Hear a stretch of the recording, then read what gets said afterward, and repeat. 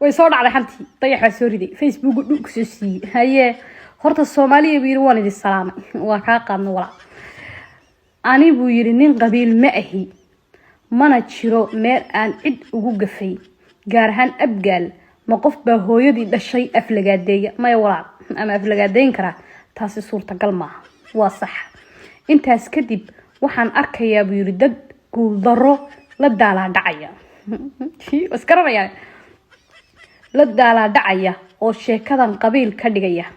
markii aan iskiin baro buu yiri aniga ayaa abgaala aniga ayaa sheekhala aniga ayaa habar gidira ana Soomaali ah aniga ayaa ciyaal xamra waf calik halka faan ba ku dhan waxa la yiri buu yiri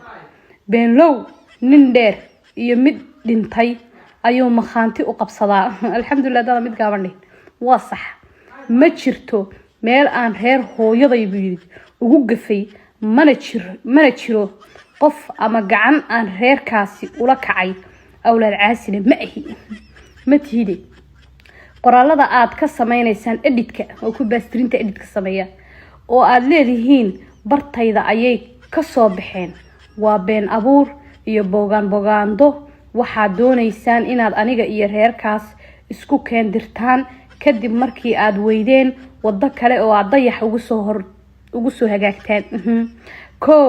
fanaanka dhalinyarada ah ee walaalkay waa Marwaane waxba nagama dhaxeeyaan ama nama dhaxyaalaan isagana looma socon markii horeba laakiin hawl kasta oo qabsanayo qofka ugu horeeya ee taageeri doona waa aniga xamarna Marwaan cidi kama xigto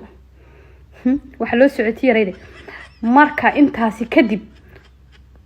boorka iska jafa haye korna isku soo qaada qabiilha isku qarinina waxaan jabaad waa dadkan qabiilada koos dhuumanaya hadii dayax u socotaan banaanka u soo baxa na soo baxday soo baxa haydi dhigay waaye hadaa dayax u socotaan banaanka u soo baxa haye dayax oo lagu soo baxaya yeesug wuxuu yiri dayax waa taqaaniin waxa uu gudo iyo waxa uu galo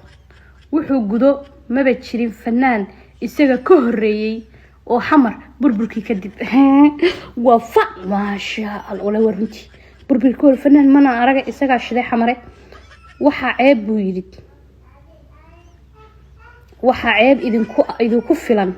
in aad been isku sheegtaan tabar aadan lahayn aad isku maaweelisaan oo aad magac qabiil ku raadisaan inta aad taas ku mashquulsan tihiin waxaan idinku dhiirigelinayaa in aad si professional ah u dhaqantaan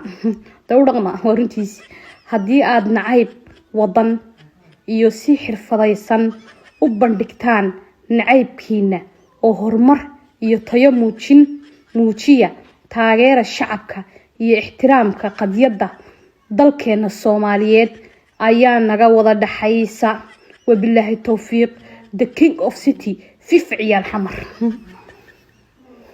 qabiil ha ku gaban yiri soo baxa adkaad maxaad kala sugaysan warkii uu dhameeyay soo baxday